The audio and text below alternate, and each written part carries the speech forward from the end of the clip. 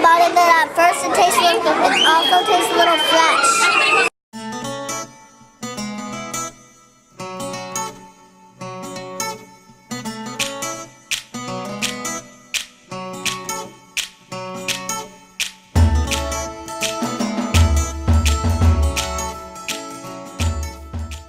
It's what? Nutritious. Nutritious? Yeah. You like it? Yes. What do you like about it? I like salad because it's sour and I like sour food. It's better than the pizza and this. It's better than the pizza? Oh, okay. That and that and that. Welcome to Charlottesville, where community leaders are teaming up to return to a Jeffersonian past in which schools like ATS, a black high school, and McGuffey, a white elementary school, provided students access to locally sourced foods. A 1954 menu suggested serving kale, beets, and rutabagas and emphasized that apples are a Virginia product.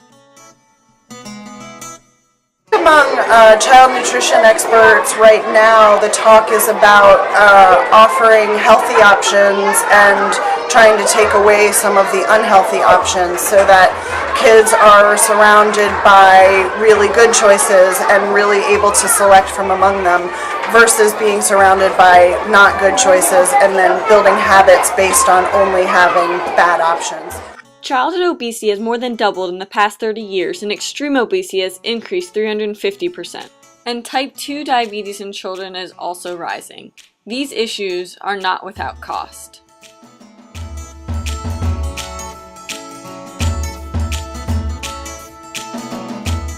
So one of the key components that make the City Schoolyard Garden work is having partners and working with partners.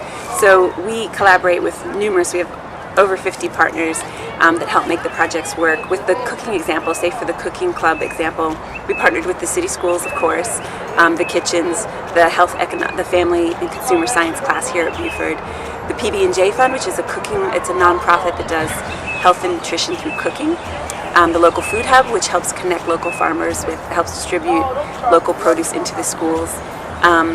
Building those collaborations is really important, and one of the things we really want to further as we move forward and grow as an organization is to create more links. I did a talk recently with kids. They did a career unit in the first grade, and they had a fireman come, and then I was the token farmer to come and talk about what does a farmer do. And we started out with a sandwich, and we said, here's a sandwich. How does this sandwich come to be? And we talked about all the different people and the animals and the plants and the soil and the land that's involved in making that sandwich exist. At the beginning of the year, Kate got in touch with the local food hub and said, we want to do a snack program at Burnley Moran Elementary. The PTO is going to pay for part of it. Nutrition Services is going to pay for part. Do you think that you could send us a seasonal item each week? And I looked at the calendar and I looked at the weeks and sort of laid out a plan that we would do peaches and watermelon and tomatoes right away in September, and then we would get into some things like table grapes and Asian pears, and then later on in the fall we would get into apples. Charlottesville may create a farm-to-school task force to apply for government grants, expand Fresh Talk snacks to all city schools, and establish a pilot farm-to-cafeteria program to procure foods locally.